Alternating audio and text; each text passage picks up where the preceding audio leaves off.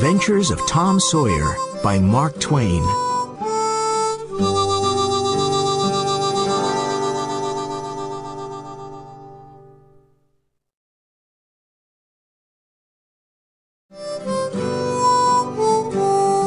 Chapter 1. Tom and the Fence. Tom? Tom! There was no answer. Where is that boy? Tom? Aunt Polly looked under the bed, but she only found the cat. Tom! She cried. Then she heard a noise behind her. A small boy ran past, and she stopped him with her hand. What are you doing, Tom? She asked. Nothing. Nothing. Look at your hand and your mouth. I told you not to eat the jam. Oh, Aunt Polly, look behind you. The old lady looked, and Tom ran away. Aunt Polly was surprised, and then she laughed. Oh, I never learn. Tom always plays tricks on me, and I never learn. I love Tom. He's my sister's child. She's dead. But it's not easy to look after him. Tomorrow is Saturday, and there's no school. But Tom must work tomorrow. He hates work, but he must do it. Tom lived in the small village of St. Petersburg with his Aunt Polly, his brother Sid, and his sister Mary. The summer evenings were long, and in the evenings, Tom liked walking around the village. One evening, he saw a big boy in front of him. The boy was a stranger. Tom was surprised because he did not see new people often. This boy had very nice, expensive clothes. He's got shoes, a new shirt, and a tie, and it's not Sunday, Tom thought. My clothes are old and ugly. Tom looked at him, and the big boy looked at Tom. Tom did not like him. Finally he said, I can beat you. Why don't you try? Said the boy. Well, I can. Said Tom. No, you can't. Yes, I can. There was silence. You're afraid, said the boy. I'm not afraid, said Tom. Yes, you are. No, I'm not. There was more silence. Then Tom pushed the boy, and the boy pushed Tom. Soon they were on the ground. Tom pulled the boy's hair and hit him hard. They both fought a lot. The big boy was angry and started crying. Stop! He said. Stop! Now that will teach you something, said Tom. Tom arrived home late, and he was very dirty.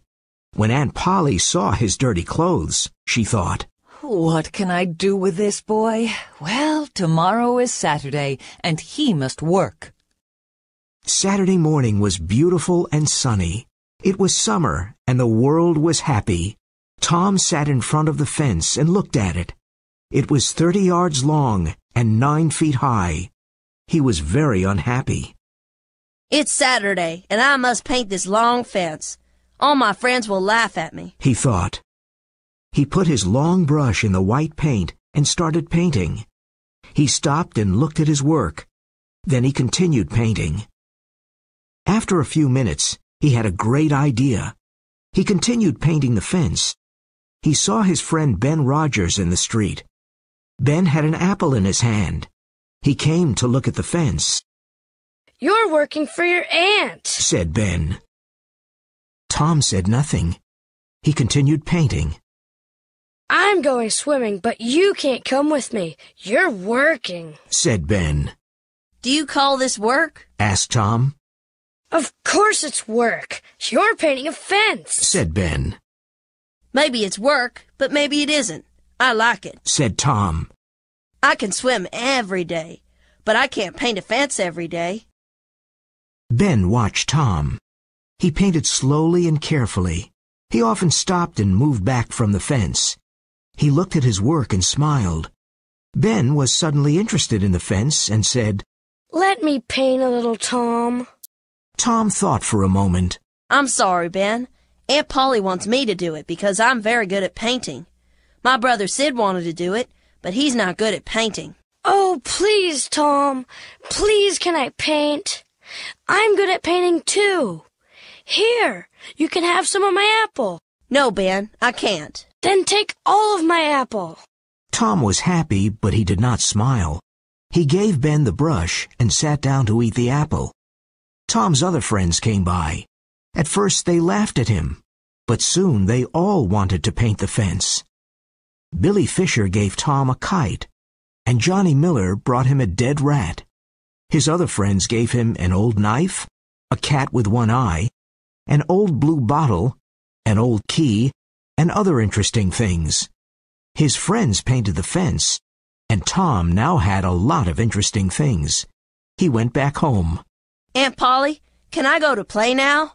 When Aunt Polly saw the beautiful white fence, she was very happy. She gave Tom a big apple and said, Yes, go and play, but don't come home late. Chapter 2. Tom and Huck. The next day was Sunday. Tom wore his clean Sunday clothes. He hated this. Tom, Sid, and Mary always went to Sunday school on Sunday morning. But Tom was not a good student and never listened to the teacher. After Sunday school, Tom and his family went to church. This Sunday, he had a big black beetle in his pocket. When the Reverend started speaking, Tom took the black beetle out of his pocket. He put it on the floor. There was a little dog in the church. It saw the beetle and wanted to play with it. Suddenly the beetle bit the dog's nose. The little dog barked, and everyone looked at it. It jumped and ran after the black beetle. It ran all about the church, barking and making a lot of noise. The people in the church laughed silently. Their faces were red. The Reverend continued talking, but no one listened to him. Tom was happy because he had an interesting morning in church. On Monday morning, Tom did not want to get up. Get up immediately, Tom, and get ready for school. Aunt Polly cried. On his way to school, Tom met his friend Huckleberry Finn. Huck's father drank whiskey all the time and did not work. Huck had no mother and no home. He lived in the streets and did not go to school. His clothes were old and dirty.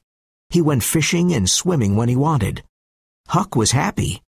All the mothers of the village hated him because he was lazy and used bad language. All the children of the town liked him very much. They admired him. Hello, Huckleberry. What's that? It's a dead cat. Said Huck. What will we do with it? Asked Tom. I want to take it to the graveyard after midnight. Huck said. A dead cat can call ghosts out of their graves. Really? Asked Tom. Well, old Mrs. Hopkins told me. She's a witch, and she knows about these things. Said Huck. Can I come with you? Asked Tom. Of course. Or are you afraid of ghosts? Asked Huck.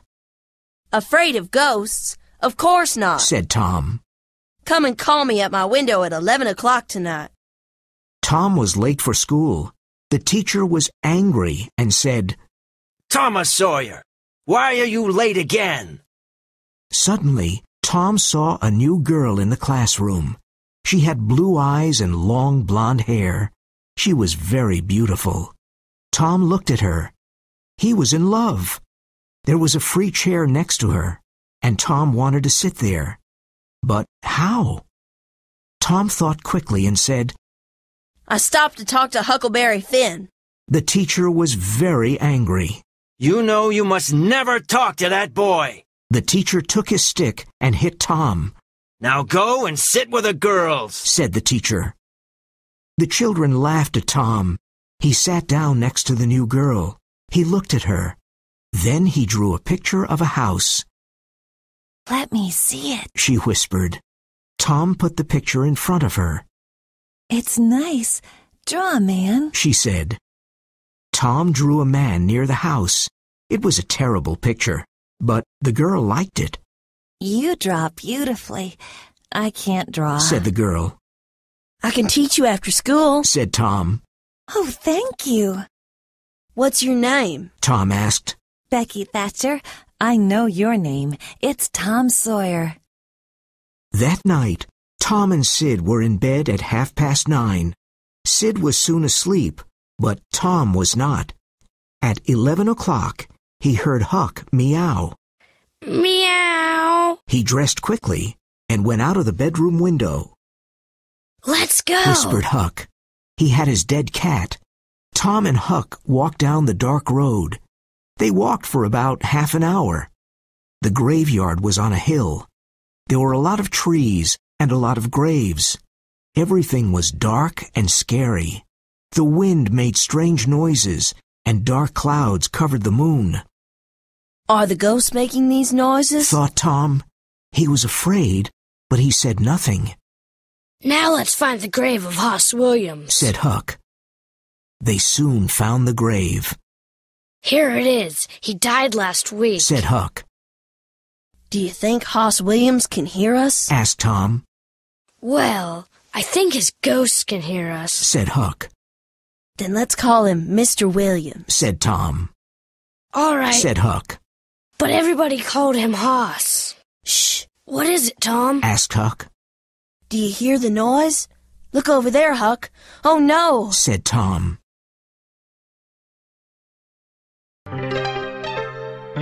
Chapter 3. The Graveyard.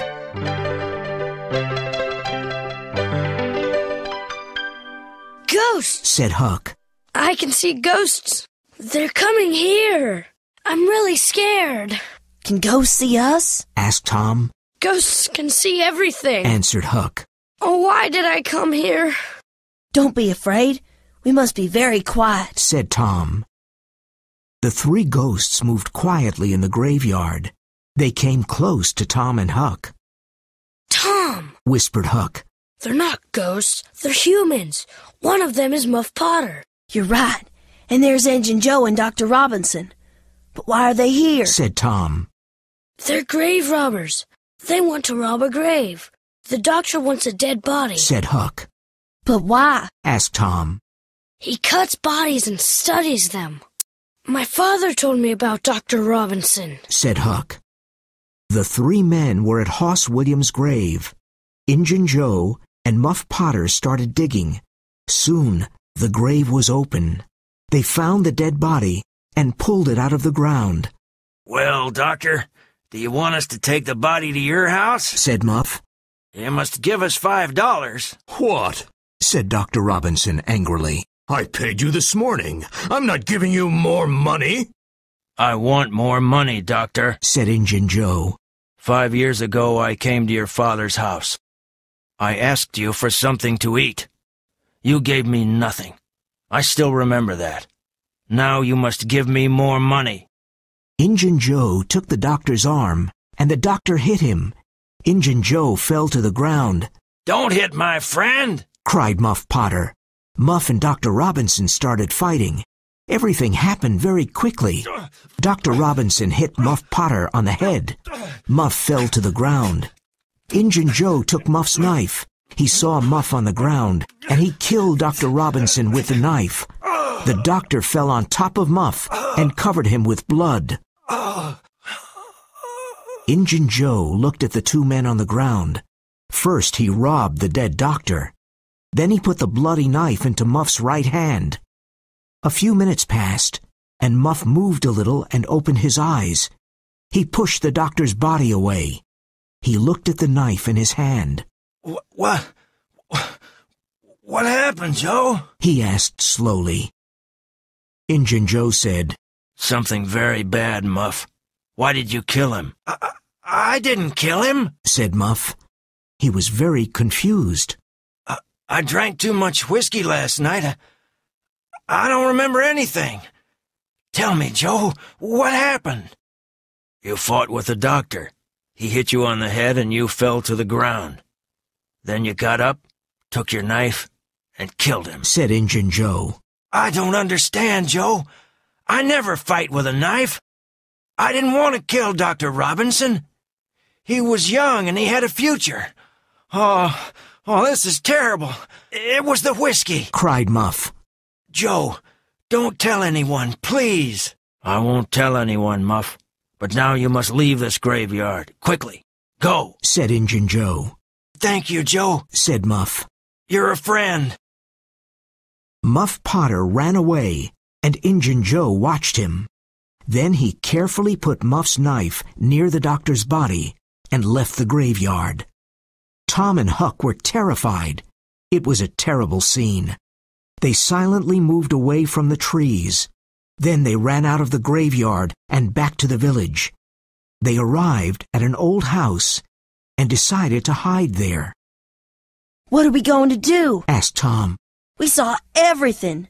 Injun Joe killed the doctor." What can we do? We can't tell anyone, said Huck. Injun Joe is dangerous. I'm afraid of him. Do you want a knife in your heart? "I'm afraid of Injun Joe, too," said Tom. "You're right. We can't tell anyone about Injun Joe." Promise not to tell anyone, said Huck. "I promise," said Tom. Chapter 4. Jackson's Island. The next day, everyone knew about poor Dr. Robinson. The sheriff found Muff Potter's knife near the body of the doctor. He put Muff in St. Petersburg's small jail. Tom and Huck looked at each other. "We saw Injun Joe kill the doctor," said Tom. "Muff didn't kill him. Poor Muff."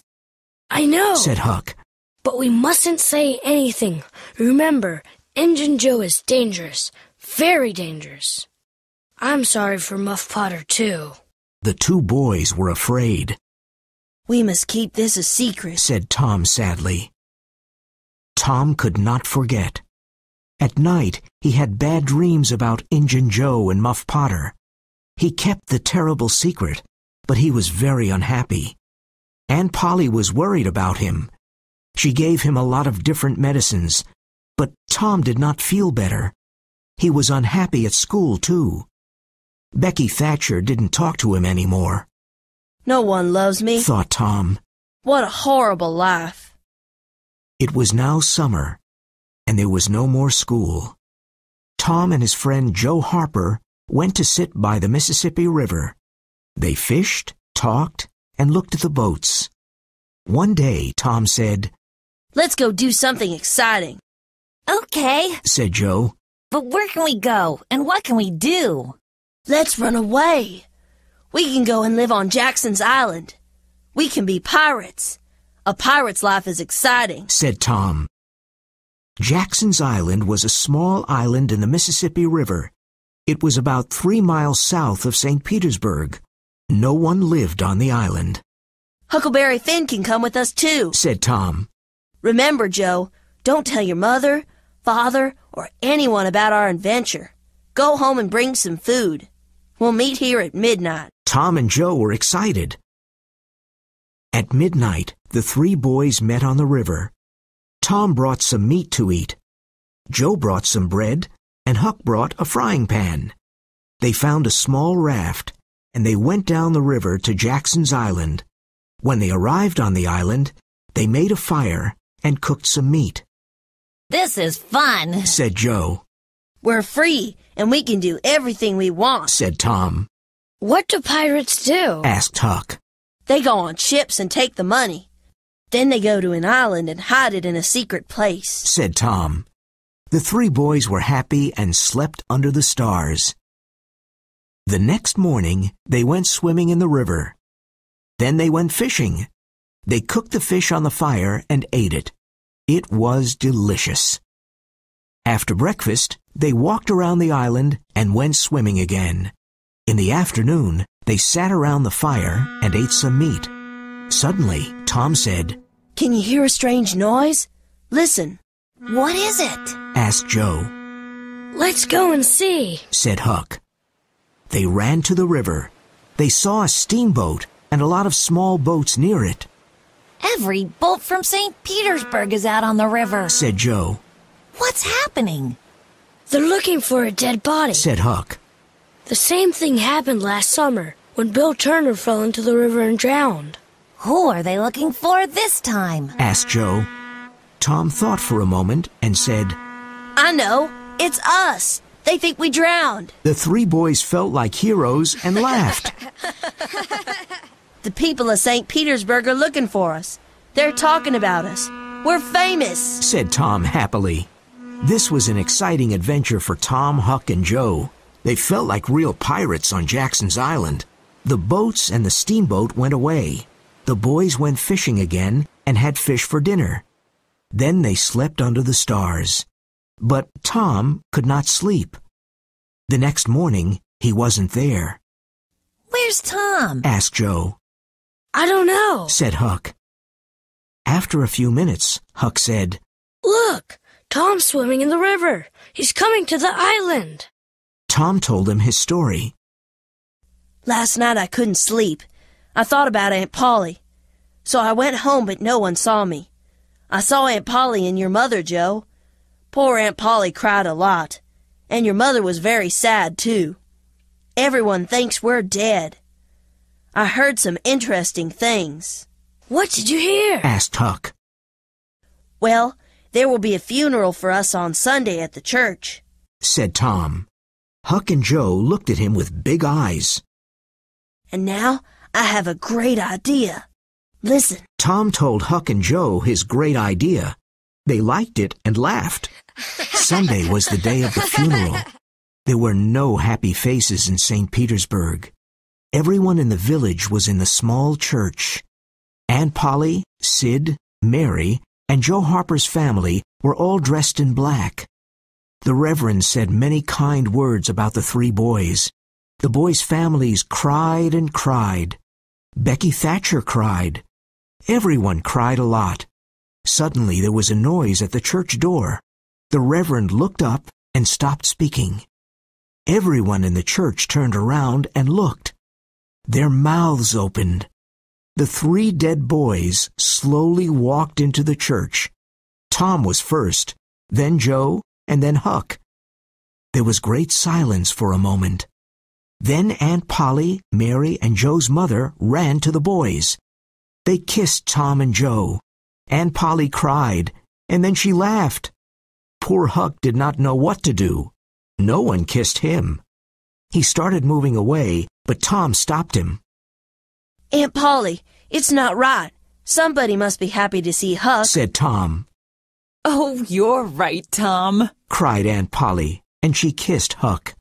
Tom was very proud of his great idea. Then the Reverend said, Let us sing and be happy. Everybody sang and laughed. It was a very happy day.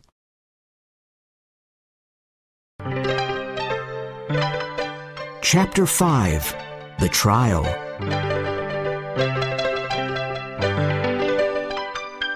Some weeks later, it was time for Muff Potter's trial. Everyone in the village talked about it. Tom and Huck were worried. Huck, did you tell anyone about that? Asked Tom. About what? Answered Huck. You know what, Said Tom. Oh, of course not. Said Huck. Poor old Muff. I'm very sorry for him. People say he's a killer, but it's not true, and they'll hang him, Said Tom. I'm sorry for Muff, too, but we can't tell anyone about Injun Joe. Said Huck. Poor Muff is a kind man. Once he gave me half a fish. And once he helped me with my kite. Said Tom. I want to help him. Let's go to the jail and take him something to eat. Said Huck. They went to the small jail, and they saw Muff. He was happy to see them. No one remembers old Muff anymore, but you're my friends and you remember me. Thank you, boys, Said Muff, smiling. Now Tom felt terrible. He was worried about the trial. He could not sleep at night.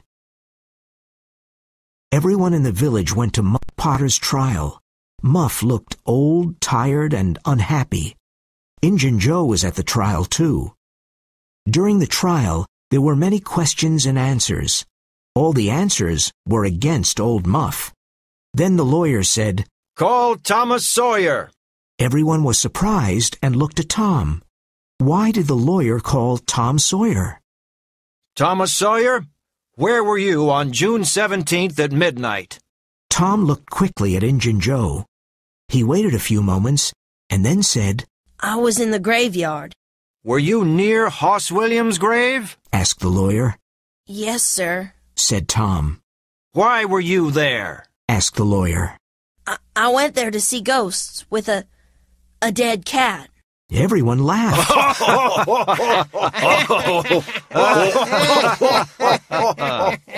What did you see in the graveyard?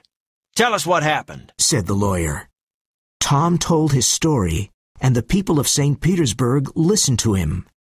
They were very surprised. And then Muff Potter fell to the ground, and Injun Joe took Muff's knife and... Tom suddenly heard a very loud noise. Injun Joe jumped out of the window and disappeared.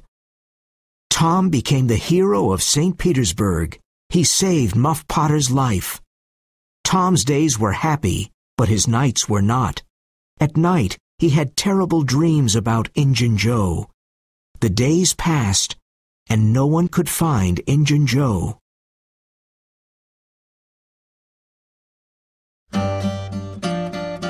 Chapter 6. The Haunted House. Every young boy wants to find a treasure, and Tom did too. One hot summer day, he told Huck about his idea. Where can we look for a treasure? Asked Huck happily. Robbers put treasure under old trees or in old houses. We can start digging under the old tree on Cardiff Hill. Come on, let's go. The boys went to Cardiff Hill and started digging. It was a hot day, and they dug for a few hours. There's nothing under this tree, said Huck. I'm hot and tired, said Tom. Let's go to the haunted house. Nobody lives there. But haunted houses have ghosts, said Huck. Ghosts only come out at night. It's daytime now, said Tom. Well, all right, said Huck. They went to the haunted house. It was an old, lonely place. There was silence all around. They were both afraid of this strange place. They entered quietly and looked around. Everything was old and broken. No one lived there. They looked in all the rooms downstairs and upstairs. But there was no treasure, and there were no ghosts. Tom and Huck were upstairs. Shh, said Tom. What is it? Do you hear ghosts? Whispered Huck. No, don't move, said Tom. Let's sit down on the floor. There were holes in the floor, and they could see the rooms downstairs. Oh no, whispered Tom. There are two men downstairs. One was an old Spanish man with long white hair and a big hat. The other man was small and wore dirty clothes. Let's listen to them, whispered Tom. The two men sat on the floor. It's hot in here, and I'm tired, said the old Spanish man. When the boys heard his voice, they were terrified. That's Injun Joe, whispered Huck. The boys' faces became white. What are we going to do with the $650 in silver coins? That was a good robbery, said the small, dirty man. Let's take about $30 with us now and hide the bag here. We can come back to get it soon, said Injun Joe. The small, dirty man moved a big stone in the fireplace and pulled out a bag. He took some money from the bag. Injun Joe started digging near the fireplace with his knife. Tom and Huck watched with excitement. There was a real treasure downstairs. $600 was a wonderful treasure for two young boys. Suddenly, Injun Joe stopped digging. There's something here. I think it's a box, he said. He found an old box and opened it. It's money, cried Injun Joe. Look, there are lots of gold coins. The two men looked at the coins and smiled. The box was full of gold coins. Tom and Huck smiled too. This is the treasure of the old Merle family. Now, it's ours, said Injun Joe. Where can we hide this gold? Asked the small man. Can we put it back under the stone? Yes, said Injun Joe. No. The stone isn't a good place. Someone may find it.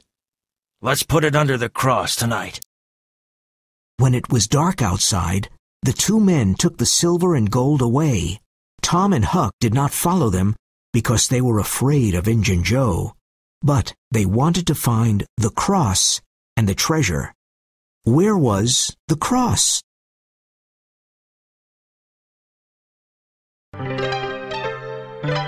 Chapter 7. McDougal's Cave.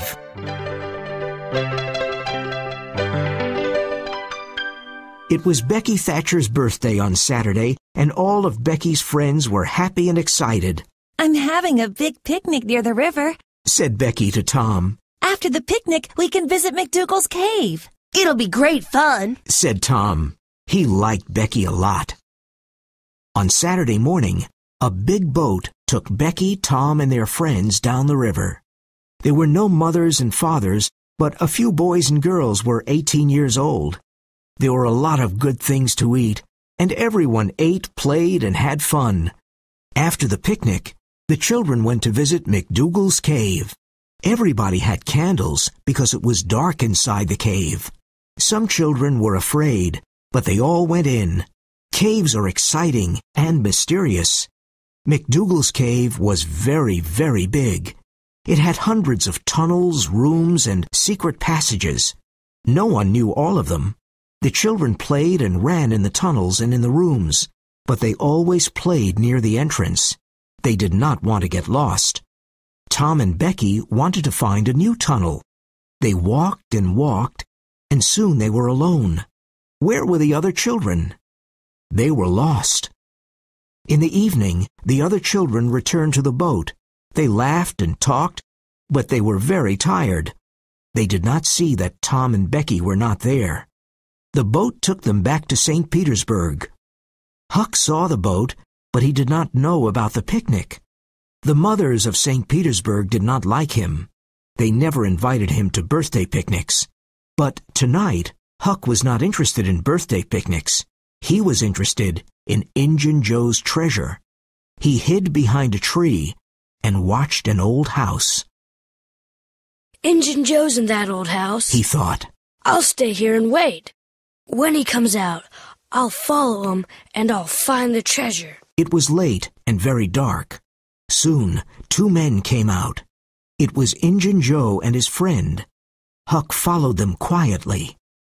They're going to Widow Douglas's house, thought Huck. But why? Suddenly the two men stopped. Injun Joe said, Many years ago, Widow Douglas's husband was very cruel to me. Now, I want to hurt the widow. I want to cut her face, her nose, and her ears. And you must help me. Oh, please don't kill her, said his friend. Injun Joe laughed. Huck heard this and wanted to run away, but he remembered that Widow Douglas was kind to him. I must help her, thought Huck. These men want to kill the poor old woman. Huck ran quickly to Bill Welsh's house. Mr. Welsh, help! Help! Mr. Welsh opened the door. Mr. Welsh, please help me. Two men want to kill Widow Douglas. Mr. Welsh and his sons took their rifles. They ran to the widow's house. Suddenly there was a loud shot. Injun Joe and his friend escaped, but the widow was not hurt. The next morning, Huck returned to see Mr. Welsh. You're a courageous boy, Huck, said Mr. Welsh. You saved the widow's life. The two men escaped, but we'll find them. Sit down and have breakfast with us. Huck was happy because he saved the widow's life. And now he had new friends, Mr. Welsh and his family. That morning, all the people of St. Petersburg knew about Tom and Becky, and they were very worried. Where were they? Tom and Becky were lost in McDougal's cave. They did not know what to do. They were both afraid. Tom took Becky's hand. They walked and walked. Tom wanted to find the entrance of the cave, but he couldn't. Tom and Becky entered a big room with a lot of black bats. It was terrible. The bats flew over their heads, and when Tom and Becky ran away, the bats followed them. Finally, the bats went away. Becky looked at Tom and said, Tom, where are we? I don't know, Becky. They continued walking in the dark tunnels. They were both tired and hungry.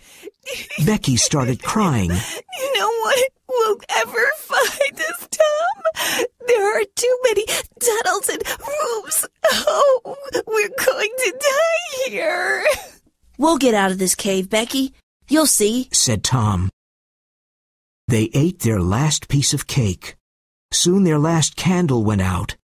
Everything was dark. What time was it? What day was it? They didn't know. They were tired and slept. When they woke up, they were very hungry. Suddenly, Tom heard a noise. Listen, Becky. Did you hear a noise? Someone is looking for us. Becky looked at Tom and smiled. I'm going to see. You stay here, Becky, said Tom.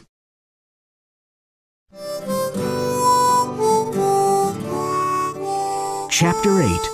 The Treasure. Tom went into the dark tunnel. He saw a light and heard a noise. Who is looking for us? He thought. Suddenly, he saw a hand with a candle. Then he saw a man. It was Injun Joe.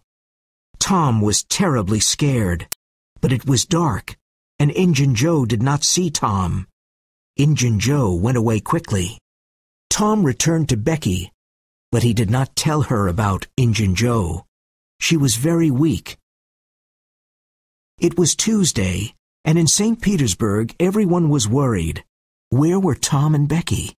Many people from the village went to the cave and looked for them, but they could not find them. Mrs. Thatcher became very ill, and Aunt Polly's hair became white. Then, on Tuesday night, there was a lot of noise in the streets of St. Petersburg. They're here. They're here. Becky and Tom are here. Tom are They're here. Becky and Tom are here, cried the people happily. No one went to sleep that night. Everyone listened to Tom's story about his adventure in the cave. We were lost for a long time. We were hungry and scared. Then I remembered the string in my pocket. I used the long string to help me. I went down many tunnels, and I always returned to Becky because I followed the string. Then I found another entrance to the cave. It was very small, and it was near the river. Tom and Becky were happy, but very tired and hungry. Becky stayed in bed for many days because she was weak. Tom stayed in bed for a few days too. Sometime after the adventure in the cave, Tom went to visit Becky. Mr. Thatcher asked Tom, Do you want to go to the cave again? Oh, I'm not afraid of the cave, said Tom. Well, nobody is going into the cave again. There are big doors in front of the entrance now, and I have the keys, said Mr. Thatcher. What? Tom's face became white. Is something wrong, Tom? asked Mr. Thatcher. Injun Joe's in the cave, cried Tom. Many men from St. Petersburg went to the cave and opened the big doors. They found Injun Joe on the ground. He was dead. After Injun Joe's funeral, Tom went to see Huck. Now that Injun Joe's dead, we'll never find the money, said Huck sadly. Listen, Huck, said Tom. I know where the money is. Really? asked Huck with big eyes. The money is in the cave. I saw Injun Joe in the cave. Why was he in the cave? Because he took the money there, said Tom. Say it again, Tom, said Huck.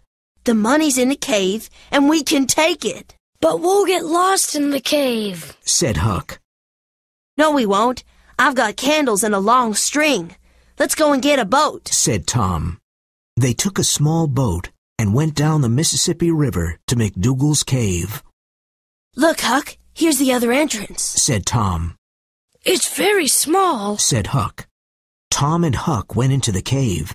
They were careful and used the long string to help them. Tom suddenly stopped and said, I saw Injun Joe here, His ghost is probably here too, said Huck. Let's go now. His ghost isn't here. It's probably at the other entrance. Well, all right, but let's hurry, said Huck. Tom looked around slowly and then cried, Look, here's the cross. There was a black cross on the wall of the cave. You're right. It's the cross, said Huck. Let's dig under the cross. They dug and dug. Finally, they found a small room. There was a small bed, some old candles, and a few bottles. And there was the treasure box. They opened it and saw the gold and silver coins. We're rich, Tom. We're rich. cried Huck. This is wonderful. I always knew it, said Tom. Now let's take our treasure and leave. They followed the long string and were soon out of the cave. The two boys took their treasure to Aunt Polly's house. A lot of people in St. Petersburg saw the boys and the treasure. They followed them to Aunt Polly's house.